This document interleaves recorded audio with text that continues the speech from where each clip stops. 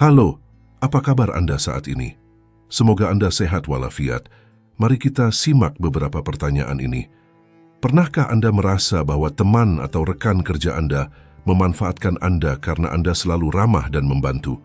Pernahkah Anda merasa sulit untuk menolak seseorang yang meminta bantuan, meskipun Anda tahu itu akan menghabiskan waktu dan tenaga Anda? Pernahkah Anda merasa bahwa orang lain mengabaikan atau tidak menghargai kebaikan Anda?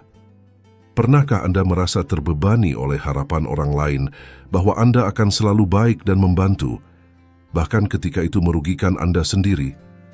Pernahkah Anda mengalami situasi di mana kebaikan Anda dimanfaatkan oleh orang lain untuk kepentingan mereka sendiri tanpa mempertimbangkan efeknya pada Anda?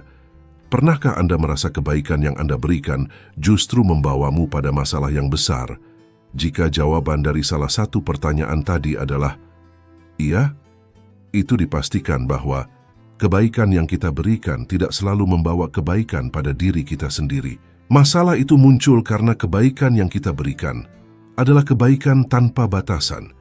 Ternyata ada batas-batas di mana kebaikan bisa menjadi racun. Kebaikan tanpa batasan bisa mengundang masalah yang tak terduga. Agar kita tidak terjebak dengan kebaikan-kebaikan seperti itu, mari kita pelajari bersama bagaimana sebuah kebaikan yang tulus bisa berubah menjadi sebuah jebakan yang mematikan, dan bagaimana cara keluar dari jebakan kebaikan tersebut. Namun sebelum dilanjutkan, silahkan tekan dulu tombol like dan subscribe. Mudah-mudahan channel ini berkembang dan bisa memberikan manfaat dan inspirasi bagi banyak orang. Stoikisme bukan hanya sebuah filosofi, itu adalah panduan hidup yang mengajarkan kita bagaimana berinteraksi dengan dunia dengan cara yang damai. Kaisar filsuf yang bijak Marcus Aurelius tidak hanya menekankan betapa pentingnya kebaikan sebagai fondasi moralitas, tetapi dia juga memperingatkan kita tentang bahaya yang menyertai kebaikan yang tidak terkendali. Dia menulis dalam jurnal Meditations tentang betapa pentingnya menjaga pikiran kita tetap murni, jernih, sederhana, dan adil untuk menghindari pengaruh negatif dari orang lain. Dia menekankan bahwa moralitas harus menyerupai mata air.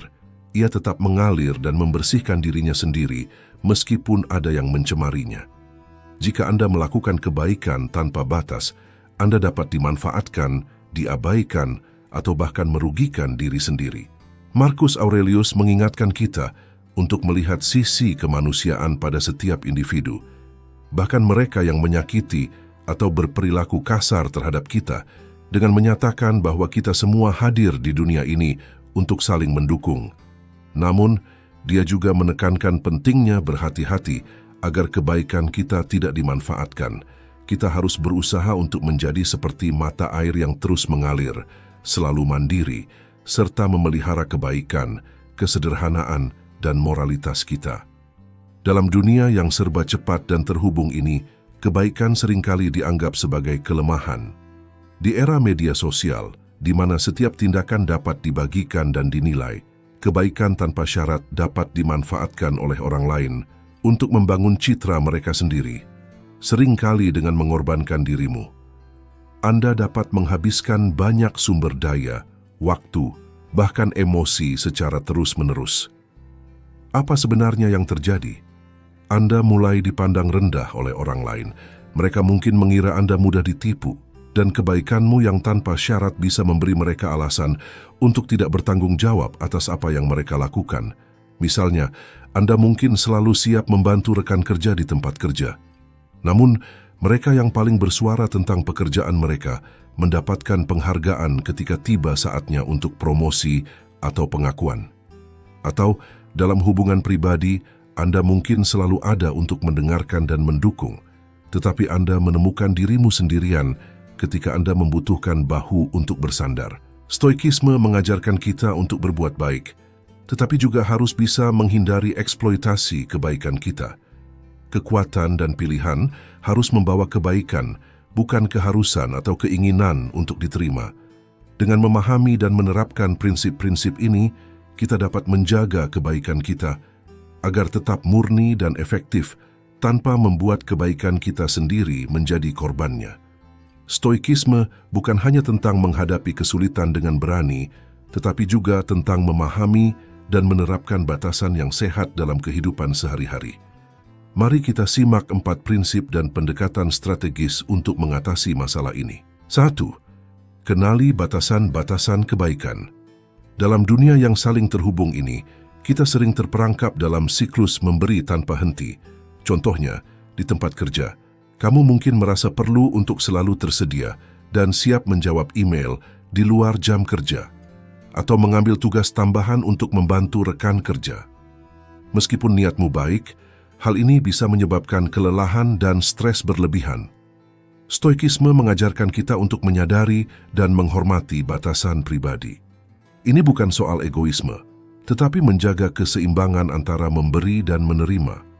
Misalnya, Marcus Aurelius akan menyarankan untuk menetapkan batas waktu kerja yang jelas dan berkomitmen untuk tidak melewatinya. Ini memungkinkan kamu untuk memberikan yang terbaik selama jam kerja sambil menjaga waktu istirahat dan pemulihan yang penting bagi kesehatan mental dan fisikmu. Dalam konteks sosial, kamu mungkin merasa harus selalu tersedia untuk teman dan keluarga, mendengarkan masalah mereka, dan menawarkan dukungan. Namun, ini juga bisa menguras energimu. Stoikisme menyarankan untuk mempraktikkan kebaikan selektif, di mana kamu memberikan dukungan tetapi juga memastikan bahwa kamu memiliki waktu untuk diri sendiri, untuk refleksi dan pertumbuhan pribadi. Dengan mengenali batasanmu dan belajar untuk menghormatinya, kamu tidak hanya melindungi diri dari kelelahan, tetapi juga memastikan bahwa bantuan yang kamu berikan berkelanjutan dan bermakna. Ini adalah keseimbangan yang halus, namun penting yang akan membantu kamu menjalani hidup yang lebih harmonis dan memuaskan, sesuai dengan prinsip-prinsip stoik yang abadi. 2. Belajar untuk mengatakan tidak. Mengatakan tidak sering kali dianggap tabu, terutama dalam budaya yang sangat menghargai keramahan dan kebersamaan. Namun dalam kehidupan sehari-hari yang penuh tuntutan, kemampuan untuk mengatakan tidak adalah keterampilan penting yang perlu dikembangkan. Misalnya ketika teman atau keluarga meminta bantuan untuk proyek atau komitmen yang tidak sesuai dengan jadwal atau prinsipmu, kamu mungkin merasa tertekan untuk setuju agar tidak mengecewakan mereka. Namun, Marcus Aurelius mengajarkan bahwa kita harus memilih tindakan berdasarkan nilai dan kebaikan yang lebih besar.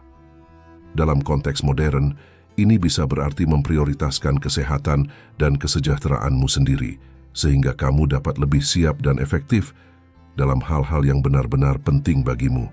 Misalnya, jika kamu terlalu lelah karena terus-menerus membantu orang lain, kualitas bantuanmu akan menurun dan kamu sendiri akan menderita. Belajar untuk mengatakan tidak juga membantu membangun batasan yang sehat dalam hubungan profesional.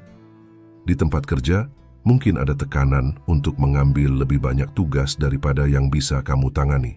Dengan mengatakan tidak, kamu menunjukkan bahwa kamu menghargai diri sendiri dan waktumu, serta mengajarkan orang lain untuk menghargai batasanmu.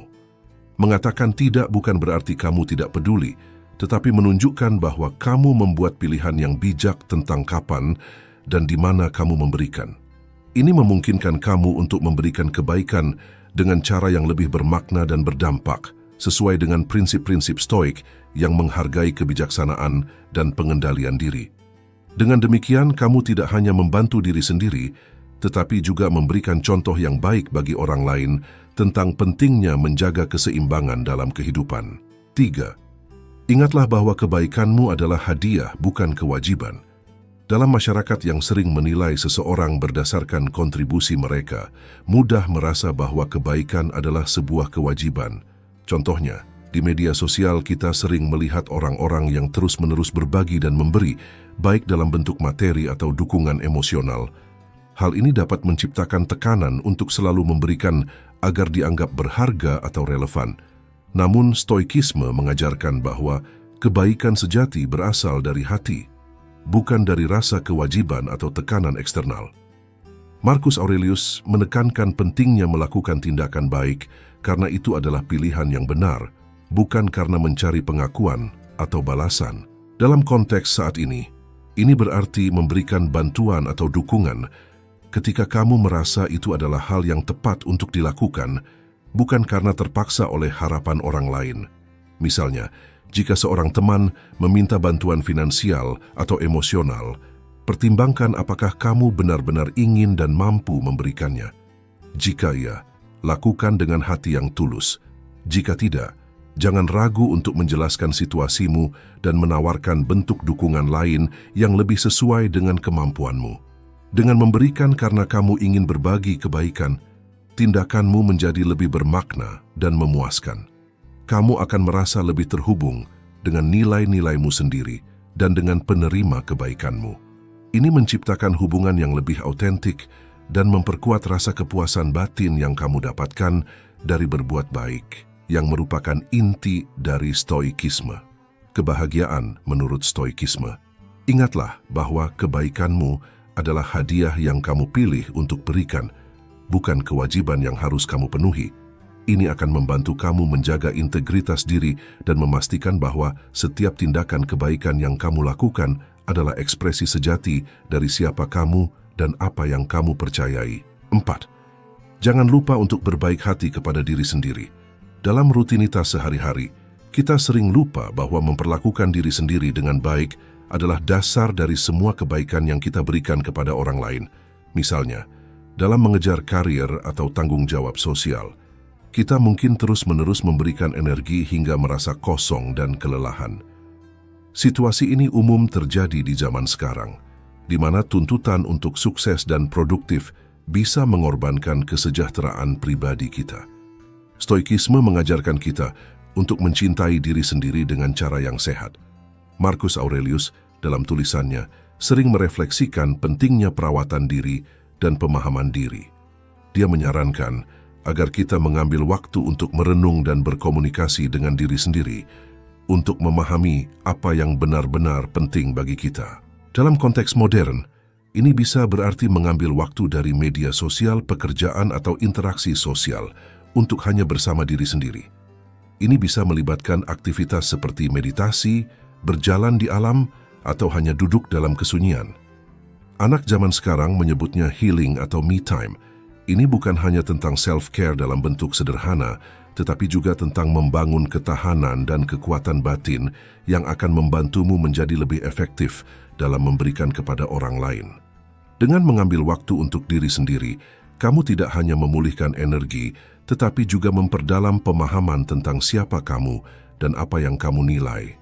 Ini memungkinkan kamu untuk memberikan dengan cara yang lebih autentik dan berkelanjutan. Ingatlah bahwa berbaik hati kepada diri sendiri bukanlah tindakan egois, tetapi merupakan tindakan penting yang memungkinkan kamu menjadi sumber kebaikan yang tak terbatas bagi orang lain. Dengan memperhatikan keempat poin tadi, kamu akan menemukan bahwa kebaikanmu tidak hanya akan bermanfaat bagi orang lain, tetapi juga bagi dirimu sendiri. Keseimbangan ini adalah kunci untuk menjalani hidup yang harmonis dan memuaskan, sesuai dengan prinsip-prinsip stoikisme yang abadi. Marcus Aurelius berkata, kebaikan yang paling murni adalah yang diberikan tanpa pemberitahuan. Ingatlah, kebaikanmu sangat berharga. Jangan biarkan orang lain memanfaatkannya untuk kepentingan pribadi mereka. Terima kasih sudah menonton video ini. Semoga menjadi sebuah inspirasi bagi Anda. Dan buat Anda yang sudah like, komen, subscribe, dan share video ini, kami ucapkan terima kasih banyak. Sampai jumpa di video berikutnya.